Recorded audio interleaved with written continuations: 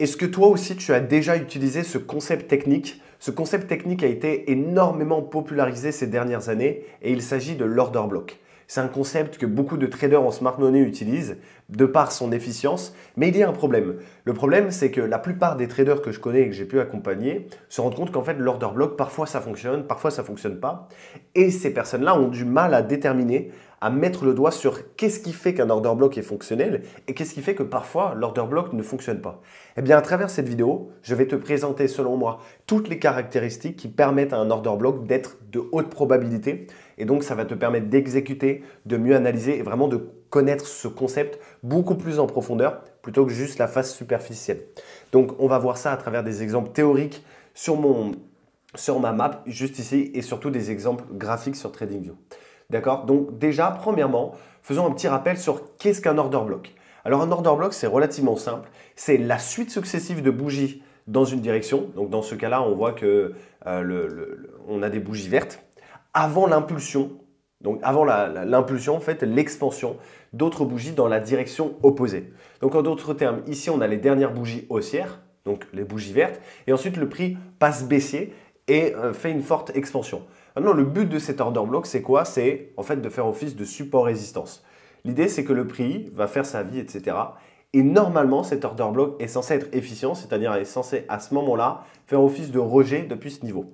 Et le problème, c'est que comme je viens de vous le dire en introduction, parfois ça marche, parfois ça ne marche pas. Alors voici quelques caractéristiques qui vont vous permettre de filtrer vos order blocks et d'utiliser seulement les order blocks à plus haute probabilité. La première, et qui a déjà été énormément traitée, mais comme il s'agit d'une masterclass complète sur les order blocks, je me dois quand même de l'aborder à travers cette vidéo, c'est bien évidemment le fait que votre order block devrait être de manière permanente précédé par un FVG. C'est ce que j'appelle, et c'est ce que j'enseigne à mes élèves, le PD Array multifactoriel. Qu'est-ce que je veux dire par PD Array multifactoriel? En fait, un PD Array multifactoriel, c'est l'idée que prendre juste un order block tout seul, ça ne sert à rien. Prendre juste un fair value gap tout seul, ça ne sert à rien. Prendre juste un breaker block tout seul, ça ne sert à rien. En fait, ce sont juste des concepts bruts, mais qui ne rendent pas service à l'histoire du prix. Et donc, l'idée, c'est au plus on va pouvoir croiser des éléments les uns avec les autres, au plus il y a de probabilité que ces éléments-là, de manière individuelle, soient efficients, soient efficaces. Et donc l'idée, c'est que ici, on a un order block. Comme vous le voyez, on a deux bougies haussières avant l'impulsion baissière. Eh bien, ce que je viens d'encadrer juste ici, c'est l'order block. Et ici, on a un fair value gap, la zone que vous voyez en orange. C'est-à-dire un écart entre la mèche de cette première bougie et la mèche de cette troisième bougie. C'est ici. Et donc l'idée, c'est que comme vous avez deux choses qui se croisent, 2 vaut mieux que 1, eh bien, en fait, il y a de plus fortes probabilités que le prix puisse s'arrêter dans le FVG ou dans l'order block. Et donc ça, c'est vraiment le premier critère que j'utiliserai à votre place, c'est assurez-vous que les order blocks que vous utilisez soient en permanence précédés par un FVG. Ensuite, un truc que peu de personnes utilisent, c'est le fait d'avoir un OB qui manipule ou bien qui se fait manipuler. Prenons cet exemple encore une fois théorique. Ici, on a encore une fois nos deux bougies haussières et on voit que avant l'impulsion baissière, avant que le prix fasse cette fameuse expansion baissière qui finalise la création de l'order block, vu que c'est la suite successive de bougies dans une direction avant le mouvement opposé, et que c'est tout ce bloc, en fait, l'OB, eh ben, on voit que la bougie baissière qui entame finalement cette phase d'impulsion vient manipuler le haut de la mèche de la bougie précédente, en fait. Et donc ça, c'est hyper puissant. Moi, j'adore les order blocks comme ça. Dans la mesure où, en fait, il faut comprendre une chose. Ici, c'est de la liquidité. C'est de la liquidité et imaginez un groupe de malfaiteurs qui veut faire un braquage. On va venir récupérer l'argent. Le prix a-t-il un intérêt à aller au-delà de ce niveau? Non, parce qu'il a manipulé toutes les liquidités qu'il y avait en amont. Ça, en langage ICT, c'est ce qu'on appelle un niveau HR, qui veut dire high resistance, donc de haute résistance. Et donc, finalement, il y a les order blocks classiques comme celui-ci, donc on peut voir à peu près partout sur le marché. Mais déjà, vous rajoutez à cela caractéristique numéro 1, le fait qu'il soit précédé par un VG. Caractéristique numéro 2, le fait que l'order block se fasse manipuler. Eh ben, vous avez de fortes chances que le prix ne traverse pas ce niveau, étant donné qu'il est HR, qu'on a manipulé toutes les liquidités qu'il y avait au-dessus. Donc, comme je viens de le dire, order block qui manipule ou qui se fait manipuler. Voici un deuxième exemple. Là, c'est le cas où l'order block se fait manipuler, vu que l'order block, c'est la partie en verte. Ici, la partie en rouge manipule à gauche. Et là, c'est le cas où c'est l'order block, lui, qui manipule. Et donc ça aussi, c'est très puissant. Par exemple, ici, on a juste une bougie haussière qui vient manipuler la dernière bougie baissière précédente et ensuite, on recommence le mouvement baissier. Ça aussi, ça marche très bien. Ça aussi, on pourrait encadrer l'order block comme ceci et attendre que le prix revienne là pour ensuite continuer dans cette direction-là. Donc, attendre un order block qui manipule ou qui se fait manipuler, c'est quand même un bon vecteur d'un order block qui fonctionne bien, qui est en bonne santé, quoi. Donc, mettez la valeur là-dessus. Ensuite, j'aimerais différencier deux notions. Un truc qui marche énormément.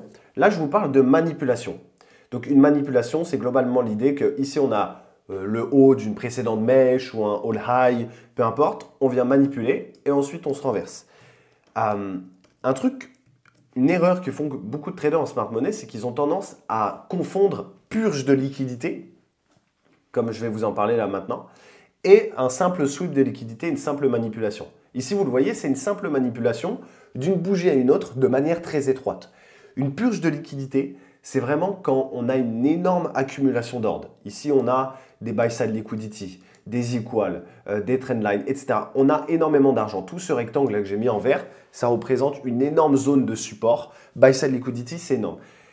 Les order blocks qui fonctionnent le mieux sont les order blocks également qui se produisent à la suite d'une purge de liquidité. Pourquoi? Parce qu'en fait, on sait très bien que, comme je vous l'ai dit sur l'exemple précédent, une fois la banque braquée, une fois qu'on a récupéré cet argent, le prix, s'il décide de se retourner là, ben en fait, ça veut dire que le prix, il n'a plus d'intérêt de remonter. Donc finalement, si on s'attend à un retest dans l'order block, c'est-à-dire si on zoome là-dedans, c'est pour ça que j'ai mis une loupe, si on zoome à l'intérieur de ça et qu'on voit ça, on voit littéralement le fait que le prix crée un displacement.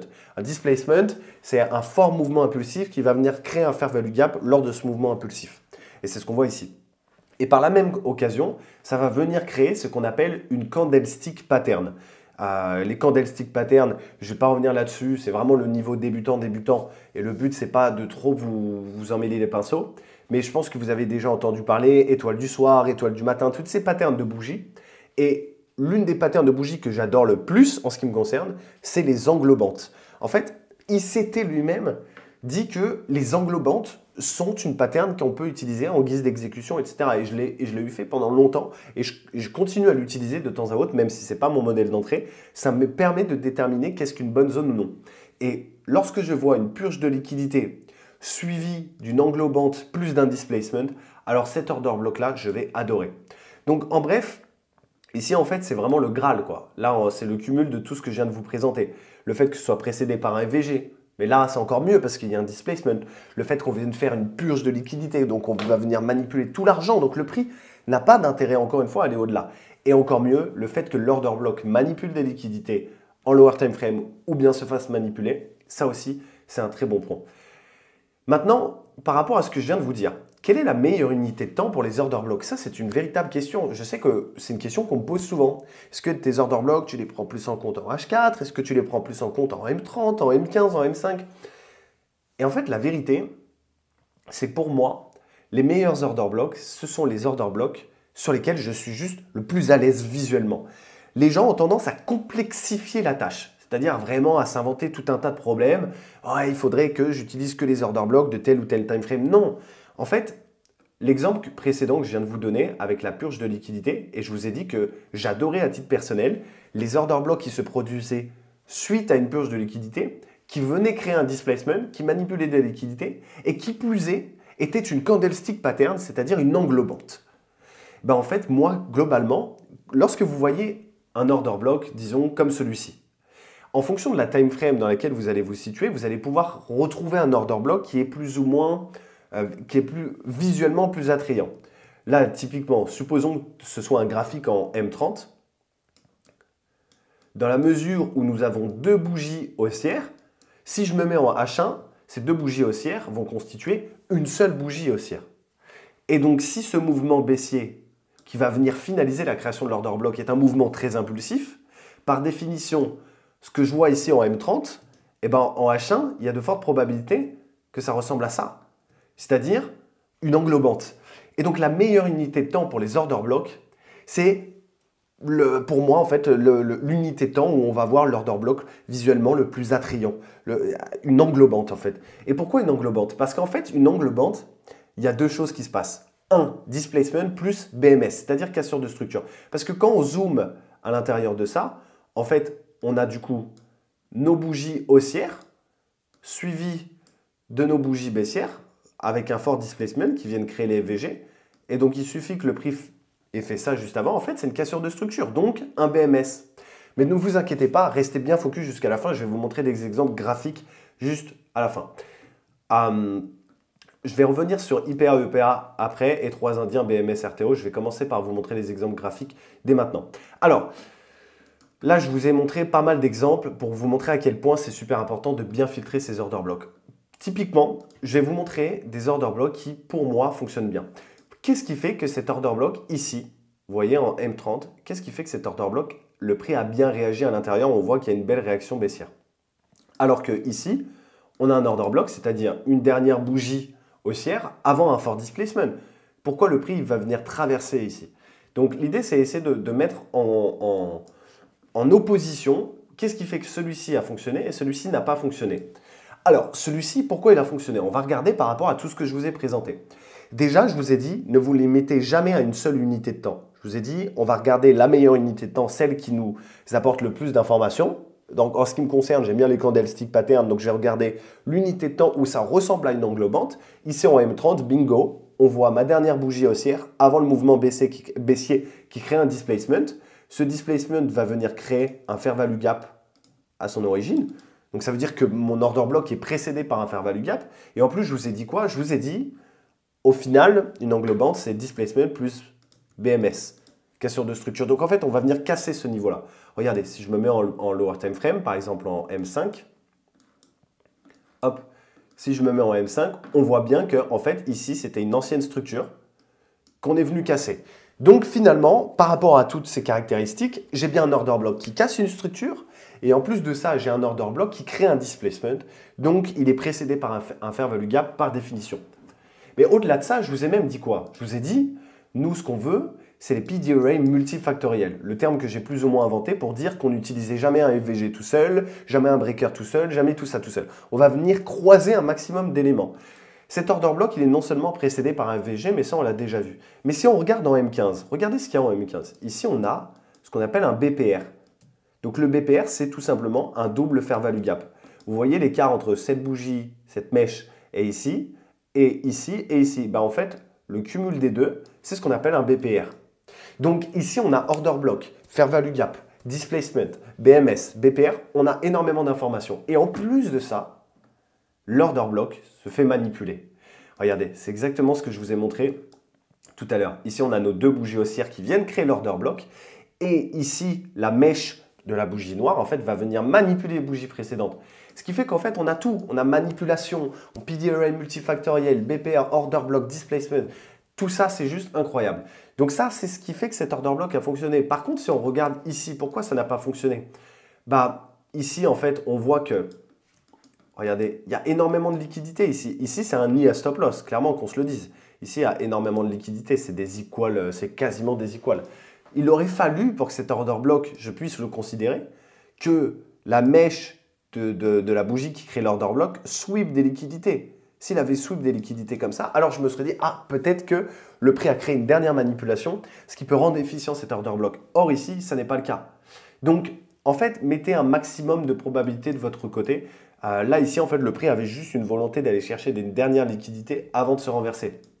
Et donc ça, c'est ce qui fait que c'est intéressant. Maintenant, si je reviens au concept de purge de liquidité dont je vous parlais juste ici. Hop. Le fait qu'on accumule énormément d'ordres et ensuite, ça peut rendre un order block complètement efficient. Ici, prenons l'exemple là. Le prix, parce que c'est facile de vous montrer des exemples qui fonctionnent. C'est pour ça que je voulais vous montrer également un exemple qui ne s'est pas produit. Maintenant, je suis là aussi pour vous dire que parfois, vous allez attendre des niveaux qui seront cohérents, légitimes, mais le prix ne va juste jamais revenir dedans. Typiquement, cet order block correspond parfaitement aux caractéristiques d'un order block que je peux prendre en compte. Par contre, cependant, le prix n'est jamais venu le retester. Regardons un petit peu les conditions. Purge de liquidité. En plus, on vient represser dans un fair value gap. Ensuite, ici, on a englobante, le prix englobe, précédé par un fair value gap. Et si je creuse à l'intérieur, je suis persuadé que je vais pouvoir trouver également des des signes d'un PD array multifactoriel. On va avoir énormément d'informations à l'intérieur. Regardez, quand je regarde dans M5, dans le M5, j'ai également à l'intérieur de mon order block des niveaux qui peuvent être intéressants. J'ai également un BPR juste ici, par exemple. Alors laissez-moi l'encadrer, j'ai un BPR juste ici. J'ai un autre order block à l'intérieur. Et donc, je peux commencer à déterminer la narration du prix. D'ailleurs, j'ouvre une parenthèse. Si aujourd'hui, c'est quelque chose avec lequel tu as du mal, c'est-à-dire déterminer la véritable lecture du prix, mettre en place une stratégie sur mesure personnalisée, alors nous, chez Chrysalide, qui est l'école en ligne que j'ai créée avec les membres de mon équipe, on peut t'accompagner à devenir rentable en littéralement un temps record. Donc, si ça t'intéresse d'en savoir davantage et que tu veux bâtir un plan d'action sur mesure pour 2025, le lien se trouve dans la description pour prendre une consultation avec moi gratuitement. Et on pourra aborder toutes ces différentes notions dans les prochains jours à venir. Maintenant, voyons un autre concept qui peut rendre un order block beaucoup plus fonctionnel. C'est le concept de IPA-EPA.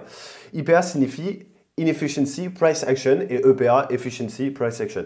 L'idée, c'est qu'on sait que le prix est constitué de structures. Donc là, supposons qu'on a une structure haussière, donc on a des hauts de plus en plus hauts, d'accord, et des bas, des lows de plus en plus hauts également.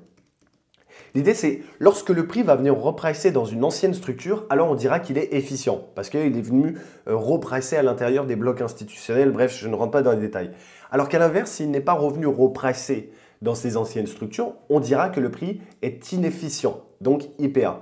Par exemple, ici, on voit qu'on a un ancien high, le prix va venir casser la structure et ce lot-là, donc ce lot qui est plus haut en fait que le précédent lot, il ne vient pas repricer dans ce mouvement-là.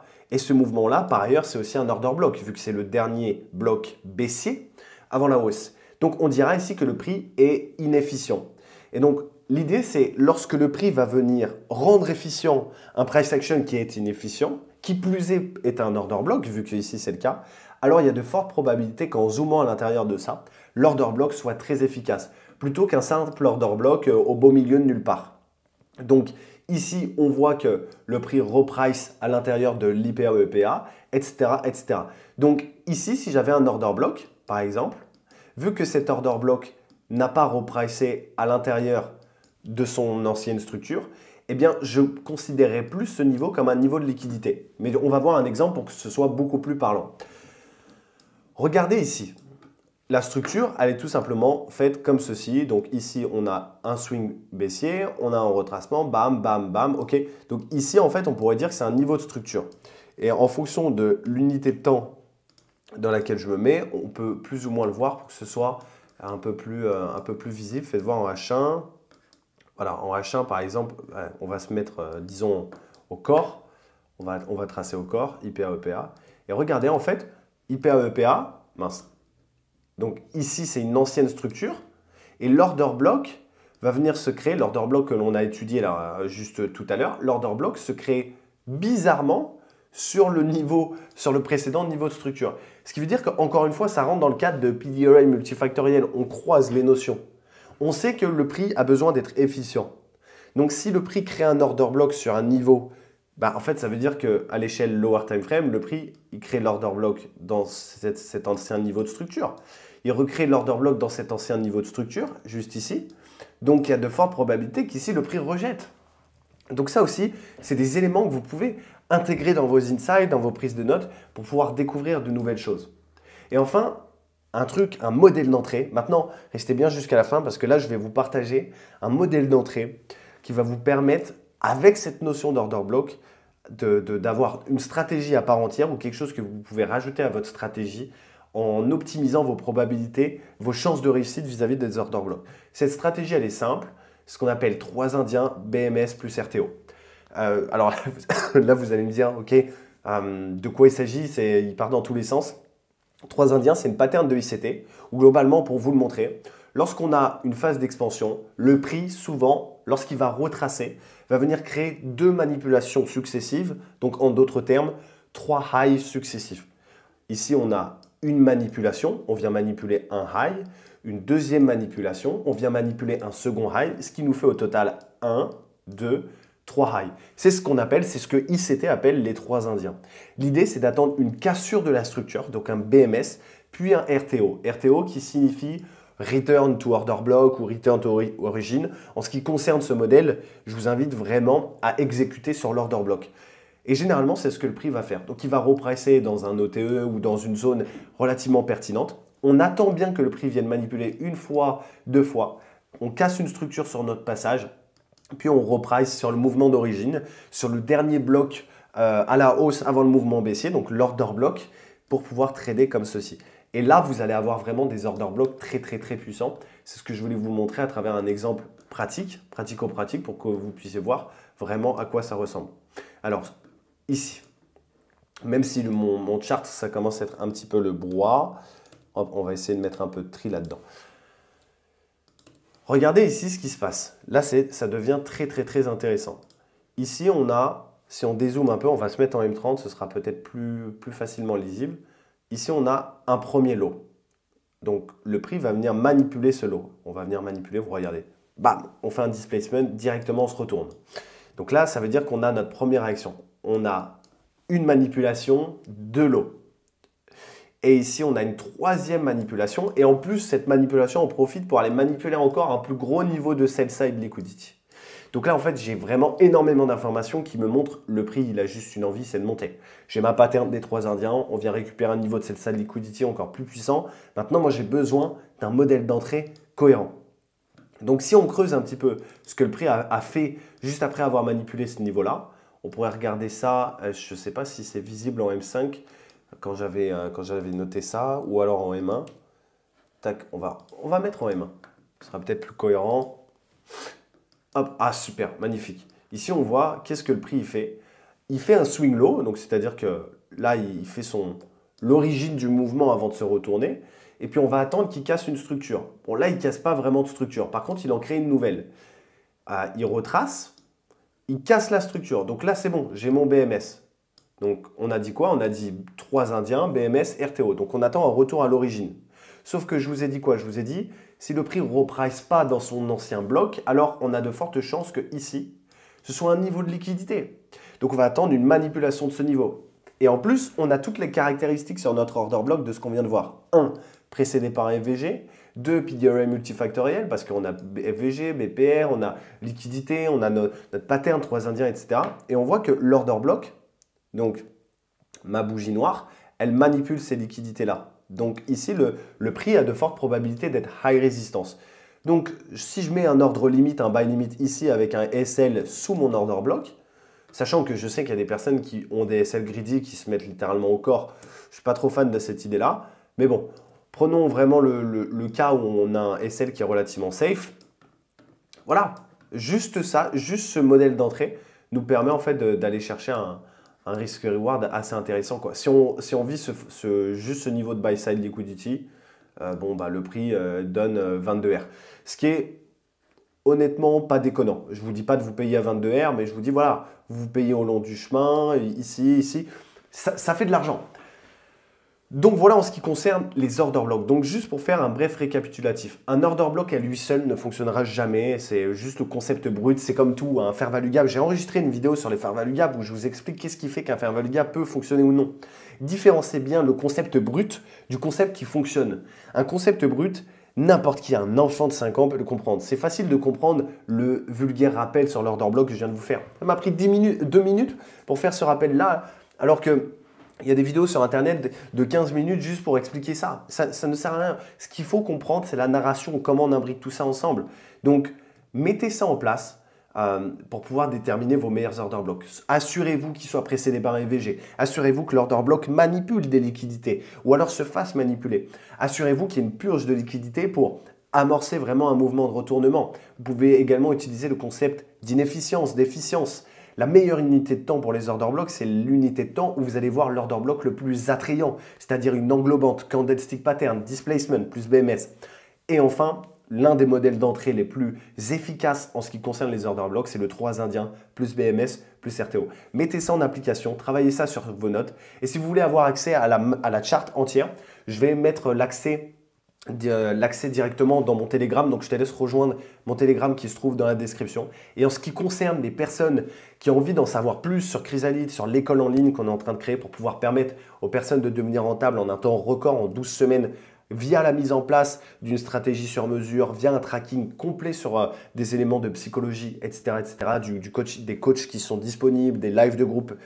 Je vous invite vraiment à prendre rendez-vous. Le lien se trouve dans la description.